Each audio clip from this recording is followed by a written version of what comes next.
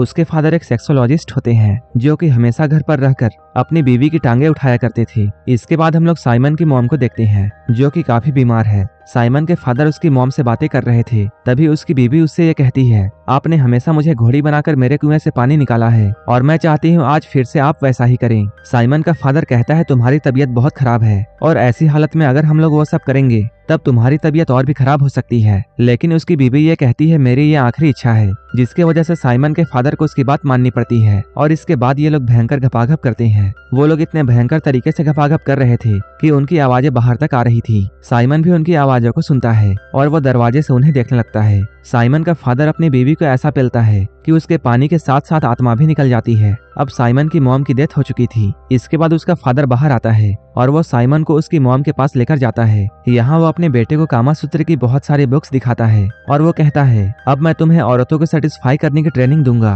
कल सुबह से ही तुम्हारी ट्रेनिंग शुरू होगी। साइमन का फादर उसे सारी टेक्निक्स सिखाता है, यहाँ तक कि वो उसके औजार को बड़ा करने की तरकीब भी बताता है। साइमन ने बहुत सालों की ट्रेनिंग की थी और अब साइमन बड़ा हो चुका था। तभी उसके पिता यहाँ आकर उसे ये समझाते हैं, अगर किसी का पहला घपाघप अच्छा नहीं जाता है तब उसकी पूरी जिंदगी बर्बाद हो जाती है। इसलिए उसका फादर उसे किसी के साथ भी इंटीमेट होने की परमिशन नहीं देता था। लेकिन साइमन कंट्रोल नहीं कर पा रहा था, इसलिए एक दिन वो अपनी नौकरानी को ही पकड़ लेता है। लेकिन तभी साइमन का फादर यहाँ आ जाता है और वो कहते हैं, जब तक मैं ना कहूँ तब तक तुम ये सब नहीं करोगी। ये सुनकर साइमन काफी उदास हो जाता है। कुछ दिनों के बाद सू नाम की एक लड़की साइमन के घर में रहने के लिए आती है। उसके फादर साइमन को ये बताते हैं, सू उनकी दोस्त की बेटी है, उनके घर में काफी प्रॉब्लम्स चल रही हैं, इसलिए सू कुछ दिन यहीं पर रहेगी। सू जब यहाँ आ रही होती है तभी साइमन उसके संतरों को देखता है और वो उसकी तरफ अट्रैक्ट हो जाता है। अब साइमन सू को छुप छुप कर देखता था, लेकिन तभी साइमन के फादर फिर से आ जाते हैं और वो उसे ऐसा ना करने की वार्निंग देते हैं। बच्चे की सेहत के लिए जरूरी है बच्चे की माँ का दूध। जिस तरह बच्चे की सेहत के लिए जरूरी है बच्चे की माँ का दूध, उसी तरह बच्चे की बाप की सेहत के लिए जरूरी है बच्चे की माँ की।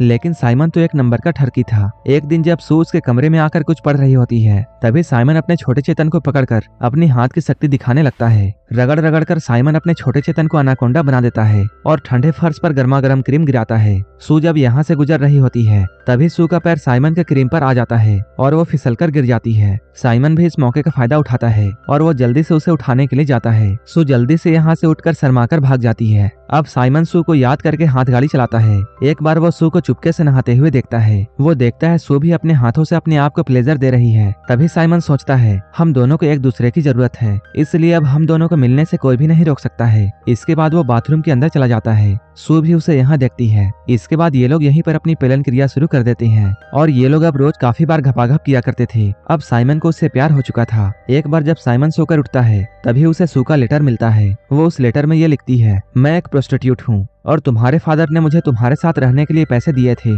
ताकि मैं तुम्हारे ट्रेनिंग को चेक कर सकूं और अब मैं यहाँ से जा रही हूँ। इस लेटर को पढ़ने के बाद साइमन काफी ज्यादा उदास हो जाता है। तभी साइमन के फादर यहाँ आकर उसे समझाते हैं। वो कहते हैं, तुम्हें लड़कियों के पीछे नहीं भागना चाहिए क्योंकि तुम्हें अपनी जिंदगी में बहुत बड़े काम करने हैं। इसके बाद साइमन के फादर उसे एक सफर में भेजते हैं और वो कहते हैं, अगर तुम्हें इस सफर में कोई पसंद आती है तब तुम उसे अपने जीवन साथी बना सकते हो। इसके बाद साइमन अपने एक चेले को लेकर बाहर की दुनिया देखने के लिए चला जाता है। अपने सफर में चलते हुए जब ये लोग एक पहाड़ को पार कर रहे होते हैं तभी ये लोग थककर वहीं पर सो जाते हैं। अगली सुबह वहीं पर से एक नन का ग्रुप गुजर रहा होता है। तभी उनमें से जोई नाम की एक नन की नजर उन पर पड़ती है और वो लोग उन्हें उठाकर अपने आश्रम में ले आते हैं। यहाँ उन्हें लाकर उनका इलाज किया जाता है। इन सभी का मास्टर नन्स को यह बताता है, तुम्हें उन दोनों लड़कों से दूर रहना है। लेकिन जोई अब साइमन की तरफ अट्रैक्ट हो चुकी थी। इसके बाद वो एक दिन सारे नन्स को एक रूम में बंद करके साइमन को देखने के लिए जाती है। साइमन यहाँ पर सोया हुआ होता है। तभी जोई उसके हथियार से खेलती है। अचानक उसके औजार से पिचकारी निकलती है जो कि जाकर सीधे जोई के चेहरे पर लगती है। जोई ने ऐसा पहली बार देखा था।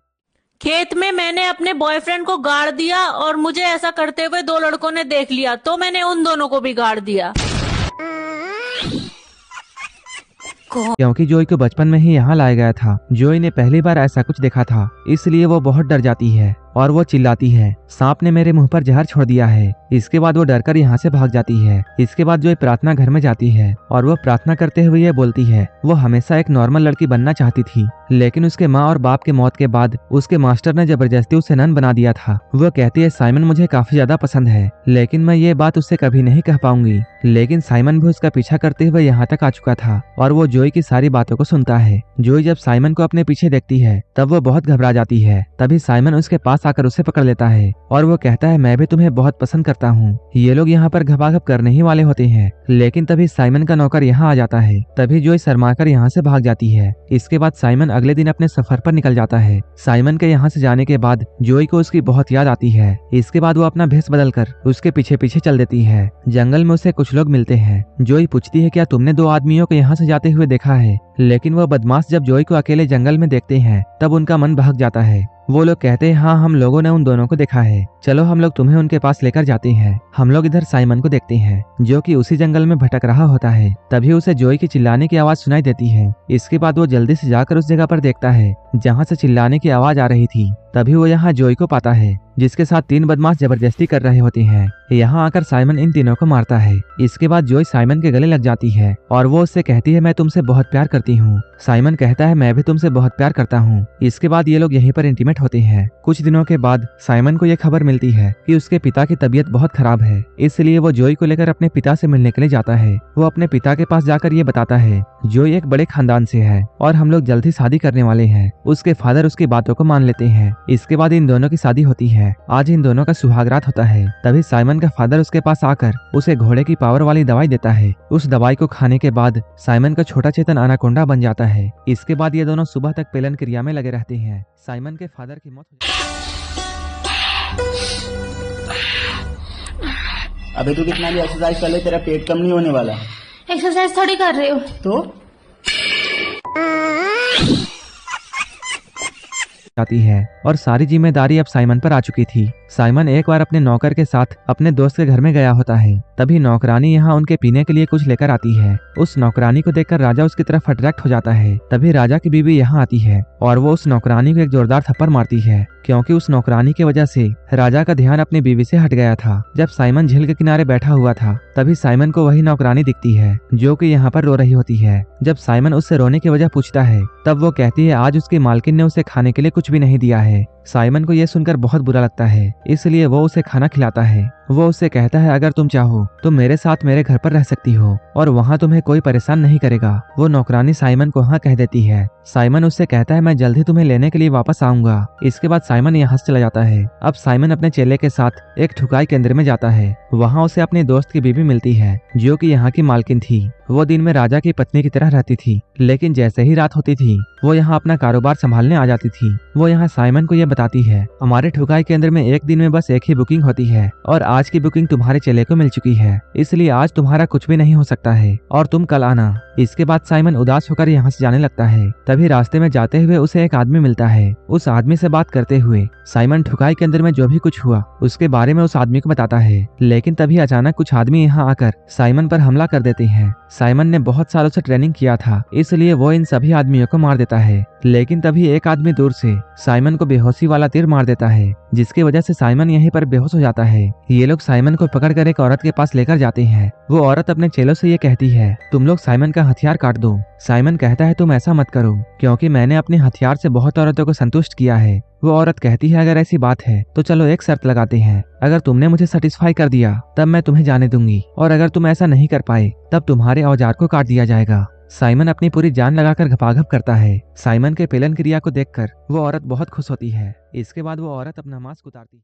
मैं लोगों के घरों में जा जाके डोनेशन इकट्ठा करती थी और एक दिन मैं ऐसे घर में घुस गई जहाँ पे मुझे डोनेशन से ओवरलोड कर दिया गया और मुझे जो डोनेट किया गया था वो था है। तब साइमन ये देखता है ये औरत कोई और नहीं बल्कि उसकी दोस्त की वाइफ है। ये लोग यहाँ पर बहुत खुश थे। इन सब के बीच में साइमन उस नौकरानी को भूल चुका था जिसे ले जाने का वादा उसने किया था। इसके बाद अगली सुबह साइमन अपनी दोस्त की बीवी के पास जाता है और वो उससे कहता है, मैं आपकी एक नौकरानी को अपने साथ ले जाना चाहता हूँ। वो औरत साइमन से कहती है, मैंने उस नौकरानी को पहले ही किसी को बेच दिया है, इसलिए वो तुम्हें नहीं मिल सकती है। ये बात जानकर साइमन बहुत उदास होता है और वो अपने घर पर आ जाता है। वो जैसे ही अपने घर में पहुंचता है तभी उसे जोई की आवाजें सुनाई देती है, जो कि किसी के साथ गपागप करने में बिजी थी। वो जब झांक कर देखता है तब वो पाता है जोई किसी लड़की के साथ इंटीमेट हो रही है। साइमन सोचता है उसने काफी दिनों से अपनी बीवी के साथ गपागप नहीं किया है, जिसकी वजह से उसकी बीवी किसी लड़की के साथ इंटीमेट हो रही है। इसके बाद साइमन अंदर जाकर उन दोनों को ज्वाइन करता है और ये तीनों मिलकर खूब एंजॉय करती हैं। इसके कुछ दिन बाद जब साइमन मार्केट जाता है तब वहाँ उसे वही नौकरानी मिलती है, लेकिन वो उसे अच्छे से पहचान नहीं पाता है क्योंकि आज वो अलग कपड़ों में बहुत ब्यूटीफुल लग रही थी। साइमन उसे देखकर उसकी तरफ और भी अट्रैक्ट हो जाता है। तभी यहाँ पर उस नौकरानी का पति आता है। तब साइमन को ये पता चलता है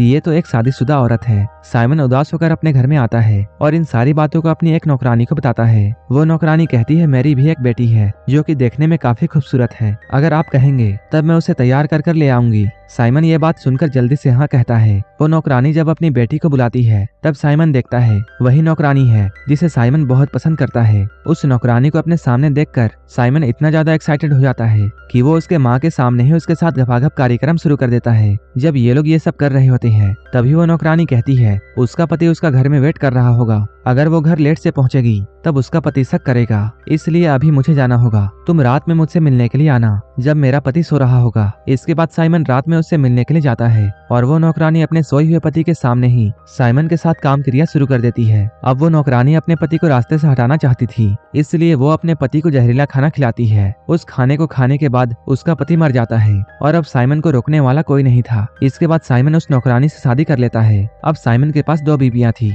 और वो इन दोनों के साथ बड़े मजे से गपागप किया करता था। वो दोनों पत्नियों के साथ किस तरह कामासूत्र की ट्रेनिंग को आगे बढ़ाता है ये हम इसके दूसरे पार्ट में देखेंगे। अगर आपको ये मूवी अच्छी लगी हो तब एक लाइक जरूर कर देना और ऐसे ही वीडियोस के लिए मेरे चैनल को जरूर सब्सक्राइब कर लेना। तो मिलते हैं हमारे नेक्स्ट वीडियो में।